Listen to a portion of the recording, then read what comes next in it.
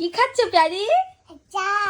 এ বাবা, এইভাবে কেউ চা খায়? হ্যাঁ, আঙ্গুল দিয়ে খায়, বেবিরা আঙ্গুল দিয়ে খায়। চায়ের সাথে কি খাচ্ছ? মুড়ি। সন্ধ্যাবেলা আমি টিফিন খাচ্ছি। এটা তোমার সন্ধ্যেবেলা টিফিন? এবার চা খাই। এবার চা? আচ্ছা খাও দেখি। হ্যাঁ এবার চা, আবার মুড়ি খাও। দুবার চা খেলে হবে না, মুড়ি খাও এবার। মুড়ি খাও, মুখে দাও। Thank you, very good girl. চাটা কেমন হয়েছে বেবি? ভালো। কে করেছে জানো? মুড়ি দিয়েছি। আচ্ছা, চাটা কে করেছে জানো? কে করেছে চাটা? মাম। হ্যাঁ, মাম। তাহলে আমাকে কি বলবে?